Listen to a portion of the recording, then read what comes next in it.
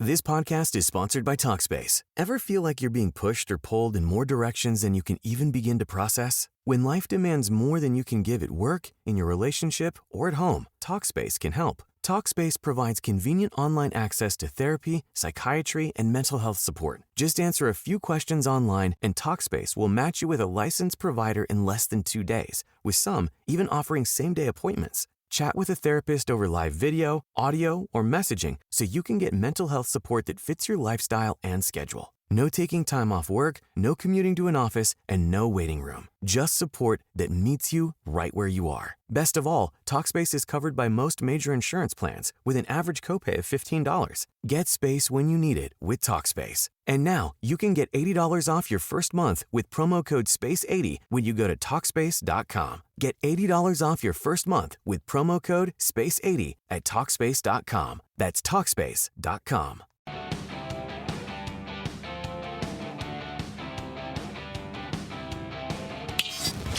This is Follow the Money on VSiN. Time now for our weekly chat with Derek Stevens. He is the owner and the CEO of this great property, Circa Las Vegas, along with the Golden Gate and the D. Thanks for popping in today, taking some time out of your busy schedule. How are you? Very good. Good to be back here, ready to go. Football season is upon us. Oh, you can probably taste it with the contest and everything like this. You could feel it right now. You know, I just got back into town, and just walking down to the studio here, you kind of feel it. You just feel it in the air. You could on the weekends, forget about it. This past weekend, I hung out here all night on Friday after the show, and let me tell you, that was maybe at the scene at Stadium Swim was the best I've seen. Yeah, this was the first year we ever did the Draft Nation deal, and I think we're going to lock that up for a long-term deal. This was amazing, the numbers. And I was out of town, so I'm watching them on all these group texts, trying to keep up to speed. But boy, oh boy, these drafts were unbelievable. Yeah, the celebrities coming in was unbelievable. Well, left and right. Yeah, it was left and right. I think like a lot of old football players, like Austin Eckler is in, Adrian Peterson's in, quarterback Jeff Garcia, a few guys from the Howard Stern show.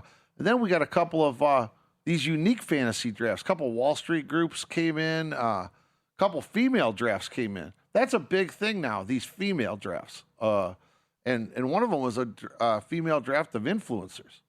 Nice. So. Don't they call it, is it called the Hot Girls Draft? Is that what they call it, or is that what it's dubbed and people know it as? I don't know. I don't know. It could be. I'm not sure if that's the official designation or not. It's apropos, though. Because I can attest to that. They would qualify from what I saw out there on Friday. You've interviewed Garcia, right? Oh, yeah. Married to a Playboy playmate. How about that? NFL career, forget about it. I didn't know that. That was very impressive he was able to pull. I know. Good for him. So, but you think this upcoming weekend is going to dwarf what we had this past weekend? It's kind of a different deal. So this upcoming weekend is last weekend was Draft Nation. It's all about these big time drafts, like what Ian Ritchie's doing and everything. This weekend is really it's football contest sign up weekend. So it starts off at Bar Canada. We got the Champions Dinner. A lot of Blue Jackets going to be roaming around here Thursday night and all weekend. So that'll be a lot of fun. Who's here for Radio Row? Good contingent? Yeah, I think 43 different groups. All right. Yeah, radio stations from around the country, podcasts. So yeah, that should be great. We should have a ton of fun with that. The other thing is the Draft Nation kind of continues on because we've got a couple of big drafts. I'm excited about this draft. This one, I was a little leery about it as a licensee here in Nevada. So I asked the Gaming Control Board if they gave me thumbs up, and they gave me thumbs up. So we have our contingent, our team, and we've got an entry into the Big Daddy draft Friday night. It's going to be at Stadium Swim. It's going to be on the big screen.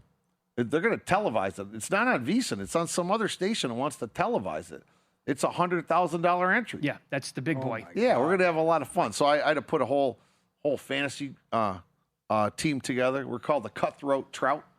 That's the official fish of the state of Nevada, Circa Cutthroat Trout. And we're going to try to make a difference. How many teams? 12-team league. 12 team, winner take all, or No. It's a top four. So you finish fourth, you get 100. So you basically you get a push, and then it pays 3-2-1. First place is 600,000. Yeah, because I saw was it a rendering or a photo? I mean, it looked that whole 143-foot screen is going to be the draft board. Yeah, it's going to be pretty cool. Oh, it's going to look stellar. Yeah, look good. You It'll look mentioned good. it's here and it's in the air. Also, people walking around and talking strategy for week one is really heating up as well. Sure is. Like last week, 2 weeks ago, it was Yeah. Raiders, sneaky pick. Got to Yeah. take the Raiders, right? And then you see how lousy they've looked. And Yeah. now after what's going on, that debacle in Cleveland. Yeah. And even Tony Rizzo was on today. You got to take Jacksonville, he said. I'm interested in knowing how many people are going to take the Wednesday game Yeah. and or the Thursday game because they might have the chance to rebuy in. If you're a little less price sensitive, try to get yourself a pass into week 2. That's guy thinking to pick up Mm-hmm. steam every year. Yeah. I mean, that's where. What do you think about Wednesday? I love it. I love it. Yeah, right. Absolutely. Yeah. Well, then because last year we had Thursday, Friday, right? Right. And I think Right. the year before as well. So you had an opportunity to do that. Yeah. So that I think has that been a growing thing over the last couple of years where people would do that and buy more by like Saturday? Yeah, I mean, it has been. I mean, obviously, it's a little bit matchup dependent. But Yeah. remember on Yeah. opening game, we had that opportunity where you could take the Chiefs against the Lions. Lions upset the Chiefs on opening night and gave you the rebuy opportunity. So, no, I think that's going to continue to grow. The weekend, though, I'll tell you what. Every morning, I wake up, get these texts, and our CFO is on it, and she sends this group text out to us. It is amazing how you wake up in the morning and how much more money's in the account. It's just the wires are coming in like crazy. Pretty amazing because they all specify I'm coming in for millions, or I'm coming in for I'm coming in for Circus Survivor. Fun ones are I'm coming in for Circa Grandissimo. I was going to say, what's the biggest wire you've gotten from one person or a group? Yeah, it's usually a few A hundred. couple 100,000? Yeah. Yeah. Yeah. Okay, so where do you think? I think the screen says 26 at last check for Grandissimo, the $100,000 buy-in Survivor. Yeah, that's going to start popping here. very soon. Yeah, I'll start popping tomorrow. We got a crypto guy tomorrow coming in. He's doing one with Bitcoin. Okay, all right. But yeah, now I think we're at a point where it's going to start popping. This Thursday and Friday though, I would bet you we do $1 million a day of signups. Just it's got to because the wires in the account indicate that's going to be the case. All right. Right. You ready And to all the people for Radio Row. Yeah. I think they're all coming in with all their buddies' money and everything. Every city in the country. So it's exciting. Can I get you on record? What do you think is going to happen in Survivor? You ready to put a number out? Oh man, I don't know. 28? No, I don't 25? know. It's so hard to tell. It's just so hard to tell. We've I just heard feel 30. real good. I feel real good. Remember, I just want to get to 20. After that, we're good. Okay. But so far, it's pacing really good. Yes, it is. If we start, well, we're going to start doing 1,000 a day. When does that start and then take off for the rest of the time leading up to the first couple of games? I would bet we're going to start seeing about $1 million at a minimum start popping by Thursday, and then that'll go for about 2 weeks. I saw this on a recent podcast that you did with Crackman. So there's no rake here for people who don't know. You should know that by now, but throw that into the mix. To do all of this, it basically is $7 million out of your own pocket. Yeah, I mean that's kind of a rough number. I would say this year we're looking at about 6 to 7 million. People think, oh, we could charge a rake, but if we charge a rake, let's just say we charged a rake and it was 5%. Well, 5% on 30 million is $1.5 million. But if I was a player, I wouldn't want to pay the rake. But the reality is, that's not a big portion of what it takes to run the contest. Running the contest, there's a lot of money associated with it. Then there's obviously the marketing. I mean, we've got to deal with the San Diego Padres. We've got to deal with the Chicago Cubs, Chicago White Sox, Kansas City Royals. So we pay for a lot of commercials there. You guys know we go to every gas station around. You can't fill up a gas tank without hearing Mike Palm's voice or Jeff Benson's or mine. So we're pushing that. Then, starting next week, every electronic billboard around town and in other areas, Arizona, whatever. So, yeah, there's a lot that goes into it. Plus, we got the docuseries. So that's true. not cheap to film that all which long. But we have a different model. I mean, our model is we want people to come out here. We want to give them a great value on great football contests, but we want them to come out and spend a few days with us. You know, whether during the football season and the off season, whenever. We figure we're gonna make it up. We're gonna make it up through hotel rooms and bar and stadium swim and stuff like that over the course of the next 365 days. Yeah, you want it when it's 115 out here for a couple of months in a row. You still want to find a way to get butts in the seats and people out here in your hotel rooms. Yeah, and it makes sense. And that's people ask, why do you do it? Well, that's the gaff. You know, we're learning. We're meeting a lot of new customers, and yeah, some of them want to buy out Legacy Club. We landed out of last year. Yeah. We landed 2 weddings this year. It was great. Is that right? Yeah, it was terrific. Oh, I'd never been to Circa. I got in the contest. Hey, my daughter's getting married. Yeah, it's good stuff.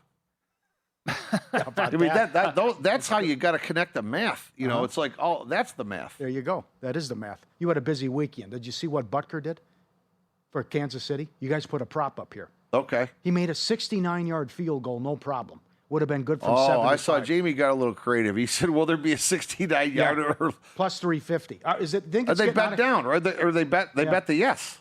They did it in another book too. Really? They had 70 yards. It went from 8 to 4. It's too easy what these guys are doing. Did you see how easy that kick was? Special ball. Absolutely. I mean, from 69, no problem. At that point, you get rid of your punter. Yeah. Wow, that's amazing. If this decides games this year, at that point, you're going to really want to start to play in fantasy leagues with kickers again. Yeah. How about that? That'd be something. Ton of points. Yeah. Get Aubrey early. I did last year. There you go. In one of the leagues that I happened to win. Fairburn hit 44 of them. Maybe get this Packers kicker in the 6th round or something like that. Smack. Thanks for your time as always, Derek. We appreciate that. Thank you. In Pocket Plays up next. I'll give you an angle in week 0/1 in college football that is 18-5 ATS since 2013. Next.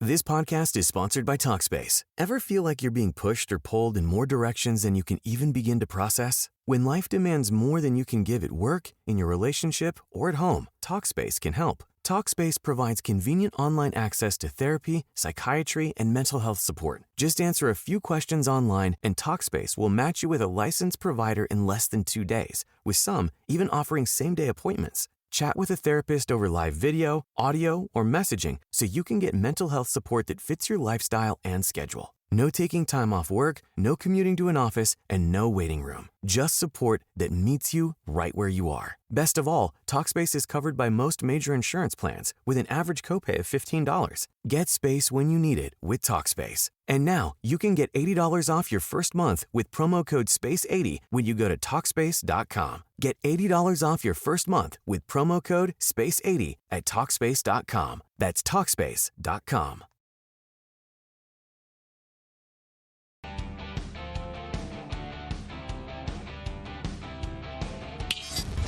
This is Follow the Money on VSiN. This is going to be great. Love our first guest today. Legend in Cleveland, ESPN radio there. Tony Rizzo joins the program now on the Progressive Guest Line. T-Riz, thank you. What is currently the uglier situation in your neck of the woods, the Browns quarterback situation or what happened with Jed York in East Palestine, Ohio? We have odds right now. You know what agita? You know what agita is, guys? It's Italian for indigestion. Yep. I got my whole, like, guys, I said this today on the air. The Watson deal, they signed Watson 5 years ago.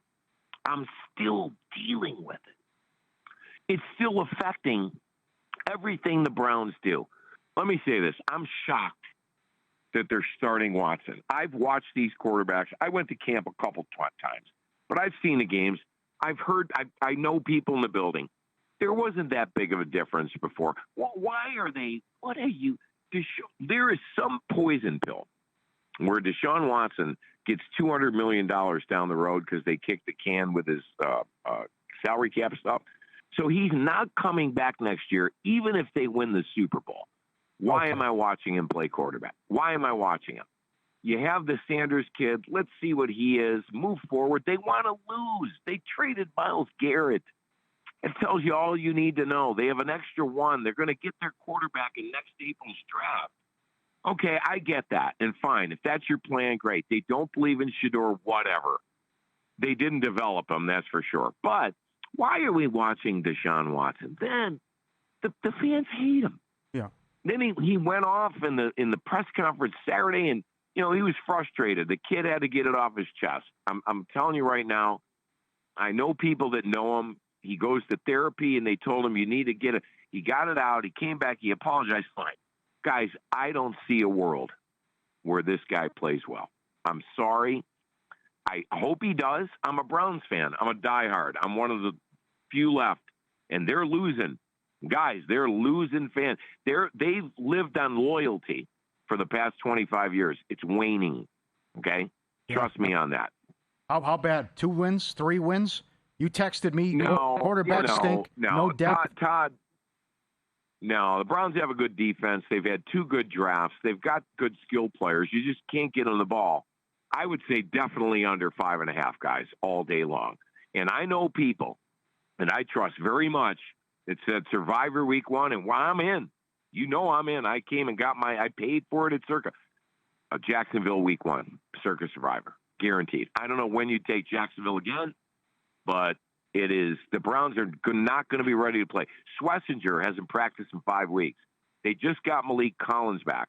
There's a lot of unknowns. New OC, new DC, new head coach, and we still don't know who till this morning we didn't know who the quarterback was. And why is Watson not playing Thursday? Yeah, that's another good point. Does he need to play? Oh, my God, he needs to play. Yeah. He missed 22 months of football. Guys, he looks clunky to me. Looks just a little slow. He looks 30 years old who's coming off 2 Achilles. Okay, so what he looks like. How long is his leash then to begin the year? Mitch, I'm going to tell you right now, if he goes 0-2, and those are 2 tough games, Jags are a good football team. Baker is chomping at the bit for revenge if they have him. You're going to go 0-2. You come back on the 27th against the Panthers at home, 0-2, and Watson doesn't look good, you need the National Guard at Huntington Bank Field. You'll need the National Guard. You think the boos were one thing? Stop. Those people will come for a pound of flesh. Okay. Guys, everything you gave up, everything you paid him, 19 games, he's looked like crap. It all plays into it. And by the way, the off-the-field stuff plays into it. For a lot of women here in Northeast Ohio, Yeah. they just a creepy feel. Yeah. Okay, so then under that scenario, Sanders starts in week 3 at home. What if he's worse, which is possible? Okay, if he's worse, he's worse. But what a story would be if he could come in and win a couple of games, I think it's a better spot for Shedeur than people think. To have Watson come off the bench, I don't think you can go back that way. I think it would be Watson, and then if he doesn't play well, then you bring in Sanders. And, guys, everybody, it's Cleveland. Dylan Gabriel's going to play. Taylon Green. Here's my prediction. I don't know if you can get this on, Kelsey. Taylon Green is going to start a game for the Browns this year. Book that one right now. Oh, my God. How many quarterbacks are they going to keep? They're going to try and do 4, but here's the thing. I don't know if they could trade Sanders at this point. Shedeur's fan base turns off a lot of teams. They're venomous. They love the kid so much, it's a lot to deal with. It's probably why he lasted to the 5th round. Dylan Gabriel, I don't know. I don't know what you get for him.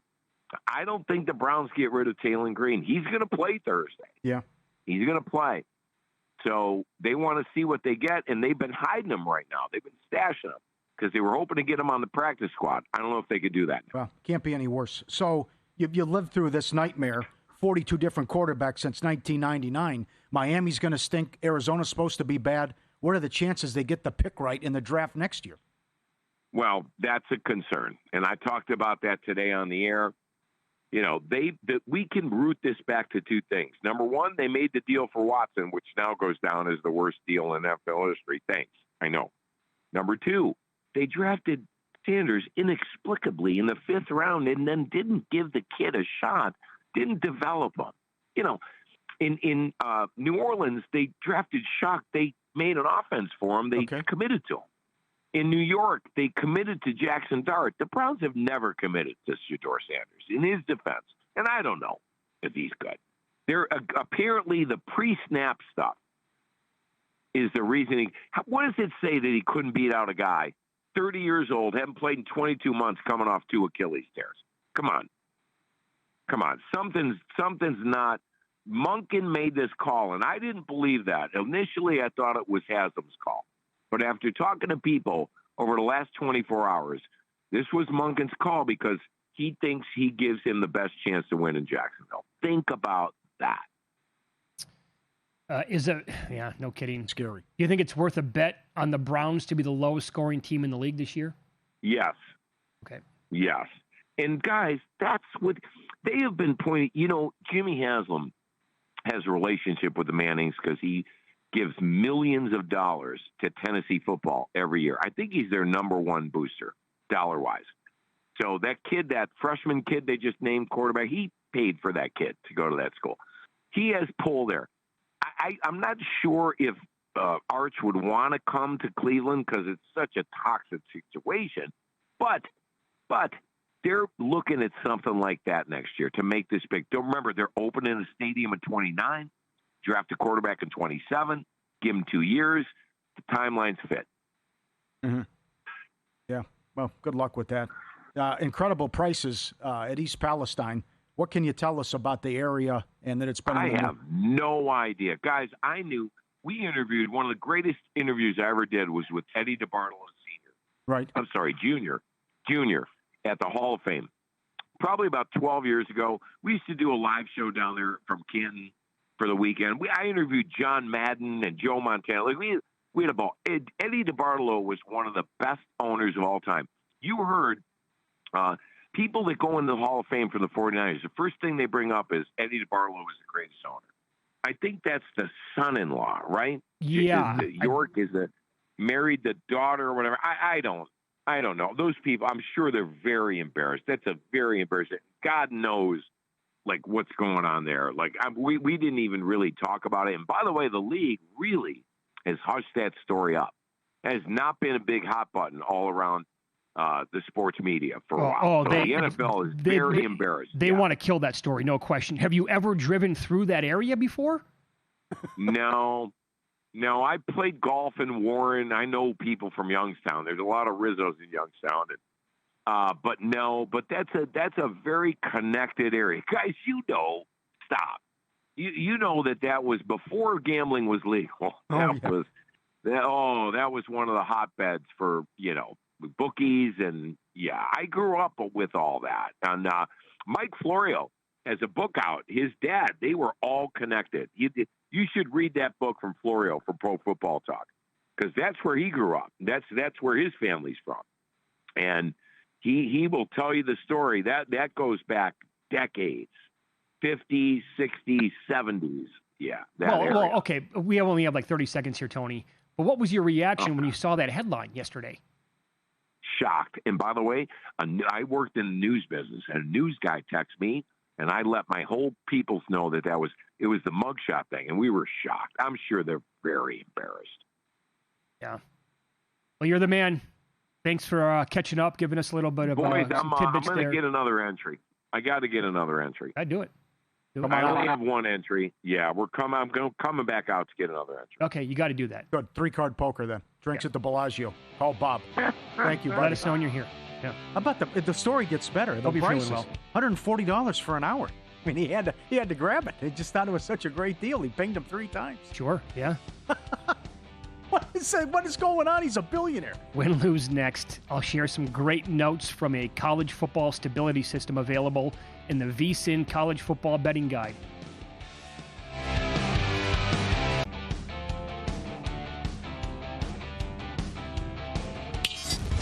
This is Follow the Money on VSiN. We continue talking college football. One more game to get to here in week 0. Professional bettor Brad Powers on the horn with us. The Progressive Guest Line on X at BradPowers7. Website bradpowers.com. Have you laid the 30.5 or 31.5 with Florida State taking on New Mexico State? I am not in that one. Not involved as far as the side. I do think New Mexico State will be a little improved. They'll get better quarterback play than what they've had the last couple years. They're pretty high on their quarterback. I did bet the over yesterday. I was 52.5, still lean at current. I think it's 53.5. as always, shop around. And the thought process behind it was, I look at Florida State, even in down year last year, non-conference G6 games. I mean, they put a 77 spot on an FCS opponent, 66 on Kent State. I think Norvell, obviously there's a lot of turmoil there, needs a feel-good performance. And also, one of the main storylines coming out of Florida State's camp is they really like their backup. Well, the backup's going to get a lot of action probably in this game, especially in the second half, and they like him. If you could throw a dual threat, maybe, the scoring doesn't stop in the second half. So let's go over 53 here. When you look at their schedule overall, they get SMU on Labor Day night. That's at 7:30 Eastern time. Then on the 19th, they play at Alabama. They have to play at Louisville. They're at Miami. Clemson at home. They play at BC, at Pittsburgh, close NC State in Florida. That is a brutal schedule for a team in the ACC. If he does not completely go over his expectations this year and make a decent bowl game, is Norvell gone? Oh, yeah, he's gone. In fact, I would argue that if he doesn't beat SMU on Labor Day night, he's very likely gone. First coach fired if they lose that game. And last I checked, they're about a 2.5-point underdog in that game. So, Whoa. Norvell. I haven't seen a lot of liquidity. I think I've seen it posted a couple times, but $25 type of bets. But he would be the favorite to be the first coach fired After the second game? Well, I don't know about that, but keep in mind that, say it's an embarrassing loss on Labor Day night. And then you got that bye week prior to Alabama. If you're going to cut the cord, why not? Oh, it'd be wild. Oh, Okay. can you imagine? Wow. Yeah. That the Vultures are out. That's awesome. The other spot would be at Miami. Okay, October 17th. Another bye. Good point. Bye after that one. They get embarrassed by their rival. Could have 3-4 losses at that point. Listening to your podcast, can you expand on the discussion you had with Kanish? On if you're in a small conference and you return a lot of guys, it's a negative?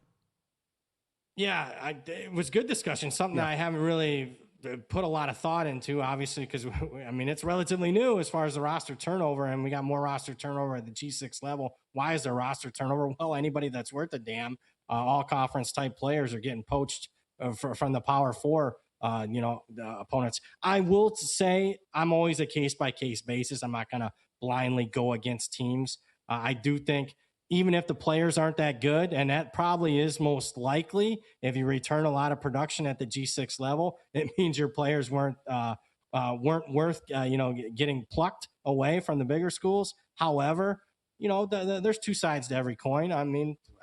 If no one has any continuity and you got some, I don't care that your players, maybe they weren't good. We have seen over the course of time, Bill Connolly does this, Phil Steele does it, returning production, returning starters, whatever metric you're using as far as returning experience, it does matter. It's not the end all, but it wins more often than it's not. As far as if you return a bunch, you're more likely to improve if you don't return anybody. Yeah, and to your point, you're doing this year long from a betting standpoint as well. How many bets do you think that you have in pocket as we speak? Yeah, if we're counting week 0, week 1, and we're counting FCS bets, we're at like 270. Win totals were approaching 100. Different teams. So it's it's a typical offseason for me. Didn't get the liquidity like I wanted to. Very tough to get the amounts that I want now in today's day and age at any book, whether it's in Vegas or whether it's some of the more pronounced books nationwide. And even some offshore places. It's really tough to get down. Maybe we start, looking towards the prediction markets. That seems to be the trend line here. That's what I was going to say next. Mm-hmm. Have you found yourself maybe having more of a portfolio there? I've started. I haven't, dipped my toe in the water, but haven't jumped completely in. But there was discussions yesterday with a couple of my betting partners that maybe we need to jump all in on those markets. Okay. What's your favorite win total? Right now, I'd say Connecticut under 5.5. I hate Jason Candle. I don't like the schedule. Mm-hmm. I don't like that they don't return anybody. So under 5.5, Connecticut win total would be my favorite that I made right now. Okay. What about another form of a future that could be to win a conference? I know you talked about the two teams there to make the playoff out of the Mountain West, but how about a conference bet or something like that? Let's keep it simple. I'll give you 3. I'm not overthinking it. They're the conference favorites. Texas Tech, I'd be stunned if they didn't make the conference championship game. So, I mean, they're basically like minus 105, minus 110. Once they make the championship game, they're going to be a prohibitive favorite. I could say the same for Boise State. You're getting plus money there at like plus 150-ish. Don't mind them to win the Pac-12 because, I mean, basically the Pac-12 is the Mountain West. And last I checked, that's all Boise State does. And they got a returning quarterback and a lot more returning experience than most teams. And then finally, it's up to minus 150. But I think for the first time ever, Miami wins the ACC. All right. And again, if they're in the conference championship game, they're going to be at least a 7-point favorite. And minus 146, you're showing those odds there. That'll be really cheap come game time. That's right. Preseason top 10 that finishes unranked. Is it A&M? Yeah, A&M would be the most likely for me because I think they're the most likely to go 8-4-ish. I think there's a lot of 8-4, 9-3 in the SEC of the national, because I don't think A&M's a national title contender. I don't. I mean, if you got to rely, you lost 10 draft picks, most in school history, 7 at the line of scrimmage. You've got to rely on Marcel Reed. We saw that at the end of last season against elite defenses. He was pathetic against Miami and Texas. Speaking of Texas, if there's a national championship contender that's at the higher up in the board, that's most likely to disappoint. I think it's the Longhorns this year, especially if they lose to Buckeyes, which I think will happen in week 2. Oh, you like the Buckeyes there? Mm-hmm. Okay. I bet the Buckeyes. Anything with a plus sign with the Buckeyes, give me. Because it happens once every, 3 years? No kidding. Well, with that team and their win total this year, based on how difficult their schedule is, do you have anything on them? Do you have their win total over? So I did something, you call me square for this. So one book out there allows you to parlay alternative win total. So I was square. I bet Texas over 8.5 and parlayed it with Alabama over 7.5. I just don't think there's, I think there's a little bit of variance to Texas in the fact that, I could see them losing 3 games, but it would have to be an absolute disaster for them to go 8-4. Same with Alabama for them to go 7-5. So I tied those two together. That's all I have on those two teams' win total, though. Okay. Just that square bet. So as of right now, what would your best bet you think be with a current number on the board for either week 0 or week 1? Good question. I know I'm putting you on the spot there with a zillion games coming up next week. Yeah, you are. Because, I'm going to keep it simple. I'm going to stick to my guns. You can find as low as 3.5 now at a few books. I am laying it with Stanford in week 0. Oh, you are? Okay. Yep. Yeah, another thing here too. What do you make of the Heisman market this year? To me, this is the year. I have one bet just based on a number, I think, but you can make the case for like 20 guys in my opinion.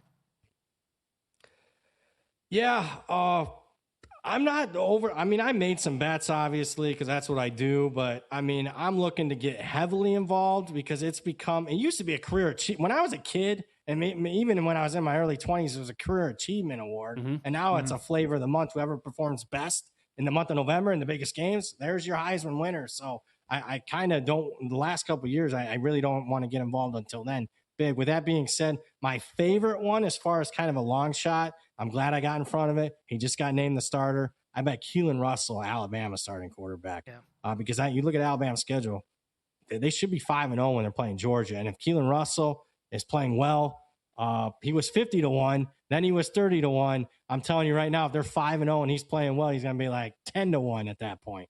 Yeah, sure. Yeah. Did you ever get down on Mensa before many months ago, based on what you think of Miami this year? That is the one that got away. Okay. It was 16-1, 18-1, now down, a lot less than that, and then 12-1-ish. I didn't bet it. So you know what that is, folks. If you're watching, run to the window and bet Men's going to win the Heisman. Because I haven't won the Heisman the last couple of years. And I had like a 3-4 year streak where I was winning the Heisman at some good odds, but I haven't had luck the last couple of years. Brad, can't thank you enough for your time. Thank you so much for hopping on the program today. Best of luck this week, and we'll talk soon. Thanks for having me, guys. There you go. Professional sports bettor Brad Powers on the program. Follow him on X at BradPowers7, website bradpowers.com. Up next, the tip jar is open. Your pizza money plays. I'm looking right now at one of the long shots that's more than 1,700 to 1. Details on that coming up next.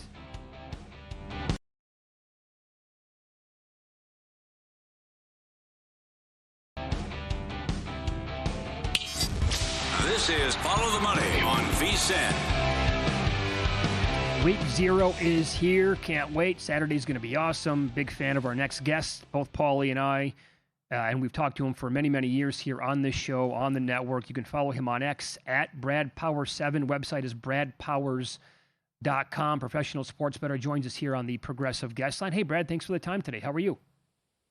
Hey, thanks for having me, guys. Long time no talk. Summer's over. Autumn's closing in. We got football. Great feeling. Great feeling. Let's begin with the conversation here with some of these games that we have coming up on Saturday for Week 0. It's the early game. Certainly millions of eyes will be on this game over in Dublin. It's Bill Belichick in North Carolina taking on TCU. And looking at the screen right now, it looks like Horned Frogs here moving up a little bit. Some spots have 8.5 the way it looks now. Here it's circa 7.5. Overall, your thoughts on this game?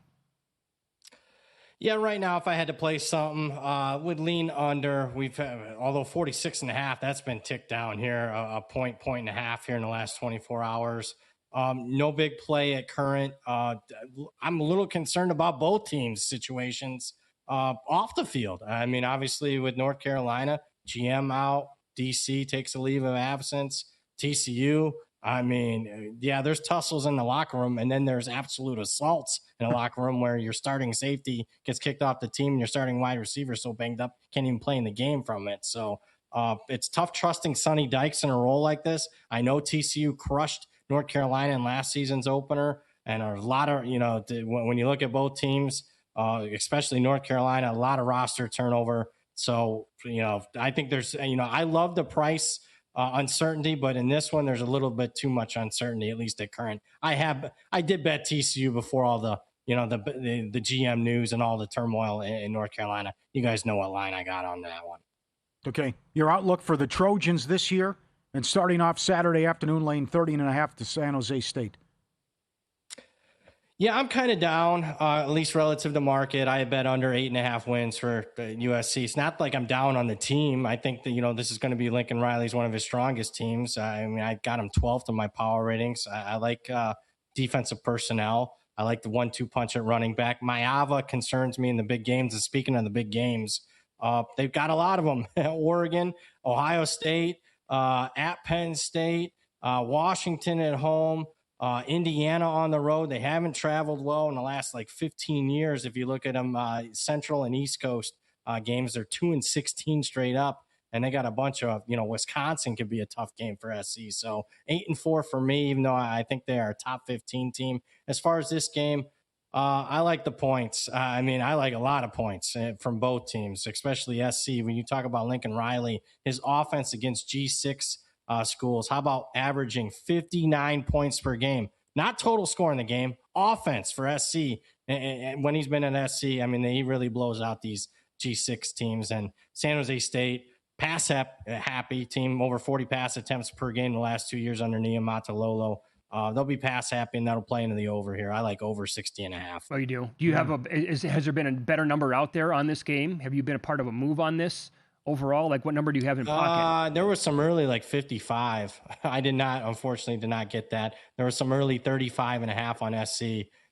Team total, I'm waiting on. That might be actually my preference on SC, but let's let that market get a little bit more liquidity as we get to game day. All right. North Dakota State from 10 down to 7. I think you're on the win total under as well. What do you think of North Dakota State making the move to the Mountain West and taking on Jacksonville State Saturday? Yeah, one of my favorite G6 win total bets was North Dakota State under 9.5. So much that I still would take under 8.5, even though it moved a win. So I really love that bet, and that would scream, "Hey, you're probably against North Dakota State in this game." I'm not. Market this one opened as high as 10. I'm not a part of the Jacksonville State money at that price. I did bet North Dakota State yesterday. It was 6.5 at a few books. It still would lean their way at -7, especially with the reduced juice there. For me, a little bit, you can agree with market moves. I'm a part of most of them, but then, not all moves are right. Otherwise, everybody just look at the moves. Okay, that's what to bet. Let's go ahead and bet it. We've seen that in the NFL preseason, not, come to fruition. I think the hidden factor in this game is the home field for North Dakota State, the Fargo Dome. I would argue that this fan base has been apathetic the last 5-6 years. They know what they're getting. They're getting, a national championship every year or two. And now the move to the FBS, the first home game at the FBS, I think you'll get a sold-out, raucous environment here. And I would hate to have my season opener in week 0 inside a dome. I'm expecting a lot of procedure penalties for Jacksonville State. I lean North Dakota State at -7. Okay, very good. I like that one. I haven't heard one person, I think anyway, make the case yet for Eastern Michigan taking on Sacramento State. But yet the number here at Circa still looks like it's at 10. Other books have 10 on it right now. Overall, what do you have here, and what do you think is going to happen in the game? Well, I haven't been a part of it yet, but 10, numbers matter. 10, I'm a little interested in Sacramento State. I'm not buying Sacramento State this year. In fact, one of my favorite G6 win total bets was Sacramento State under 5.5, so much that I liked it even at under 4.5. I bet Eastern Michigan's win total over 5.5, so that would scream I love Eastern Michigan in this game, but I don't. Eastern Michigan is a home favorite the last 6 years, 7-14. This is not their preferred role. And now that we've jumped up, I mean, it opened in that 8 range, and now it's up to 10. I'm leaning Sacramento State +10. Waiting for 10.5 to get really involved, though. How about Virginia up to 5.5 against NC State? Yeah, I lean NC State here. I mean, this is a really good game. It's now designated. It wasn't supposed to be a conference game, but now it's designated a conference game. We moved from, obviously this is supposed to be played in Brazil, moved to a Virginia home game. If you read the markets, and I know it wasn't that liquid when the date changed or the location changed, but I don't think Virginia's home field's worth 3 points. And they were about a 2.5 point favorite. Now they're up to 5.5. I don't agree with that. I got the better quarterback here. I know Virginia's super experienced as far as that. They got a really old roster, but I'll take NC State +5.5. How about a couple of line moves here for, one of them is the marquee game, certainly on Saturday. The other one's a big one as well, revenge game. It's Follow the Money here on VSiN, the Sports Betting Network. Our guest, professional bettor Brad Powers. Website is bradpowers.com, at BradPowers7 on X. Right now, again, a move on Hawaii. They're down to 4 from 6 against Stanford. Overall, your thoughts on what we've seen here in the last day or so with that number? Not surprised that we're getting some buyback in the marketplace. I was a part of the original Stanford money at 3. Loved it. I still like it at 4. I thought Stanford was the better team last year when these two played in week 0. Stanford beat them at the line of scrimmage. We're driving down the field to seal the game. They get a deflected intercept. I don't know why they threw it, but they threw it, got deflected, intercepted, changed the entire momentum of the game. Hawaii's, I'm not wild about the wide receiver position for them. Stanford with a new coach, with something, they're not going to overlook Hawaii. I mean, normally you'd be worried about that, but I don't think that'll be the case here. My power rankings have this closer to 5.5. I like Stanford here -4. Okay, and the other one would be the marquee game on Saturday night out here in Las Vegas for at least a few. I think it was probably a good week or so. The Rebels were hanging there as a 6.5 point favorite at home against Memphis. Now down to 4.5 all of a sudden. That number's at Circa, and again, at least a couple of other books the way it looks. Your thoughts on that one? This one I'm not surprised with the move. Now, again, I'm part of the original move on UNLV. It was 3. Didn't agree that it got all the way out to 6.5. I was waiting to buy back if it ever touched 7, never did. I think some of the reason, obviously a group came in today and bet Memphis, but I think part of the reason why they did that, I wanted Jackson Arnold to take away and run away with this quarterback job. Looks like he hasn't. Alex Orji playing a bunch of snaps is not positive for UNLV. Can't throw the football. So that concerns me. I agree with a little bit of the buyback on Memphis. At 4.5, it's kind of a no play or no man's land where it was 3 up to 6.5. Now we're down to 4.5. That's kind of the true number. Really good data. And you're going to hear me say this the first couple of weeks. Really good data point for both teams. Memphis, 75 new players, more than any other team at the G6 level. So we'll figure it out here with Charles Huff in his first game. I'll say this, Allegiant Stadium has been a pretty tough place to play for a lot of non-conference teams. It's actually been a tough place for pretty much anybody but Boise State the last couple of years. I think UNLV wins, but I'm not wild about the 4.5 now. Is this the conference that gets the playoff berth, the Mountain West? Yeah, because I think you got plenty of options. UNLV and New Mexico, if you're looking at like a projected season win total, or more in that 9 range, so you got some options there. North Dakota State, in that 8.5 range. Air Force is a team that could surprise some. So it's not like you got a runaway favorite in this conference where you have to totally depend on like a Boise State in the Pac-12. So, Boise State deserves to be the favorite as far as the G6, who's going to get that bid. But if you're asking me, the conference, I kind of, this is kind of a sneaky play here. I bet both UNLV and New Mexico to make the playoff. Okay, and that number on New Mexico was in the 3-1 range? 16-1, but I think you can, if you shop really hard, you can probably find as much as 20-1. Okay, yeah, to make the playoff. I'm sorry, I had to win the Mountain West, like around 3-1 in my brain. So around 16-1, you think is still available? Oh yeah, still widely available. UNLV's price was right around 12-1. Okay, very good. Follow the money here on VSiN, the Sports Betting Network. We'll continue with professional bettor Brad Powers. Follow him on X at BradPower7. There you go. There's one more game to hit in week 0. Does he want to lay the 31.5 points with Florida State? We'll also ask about a best future, win total, how many bets he has overall, and what about small schools that return a lot of players next.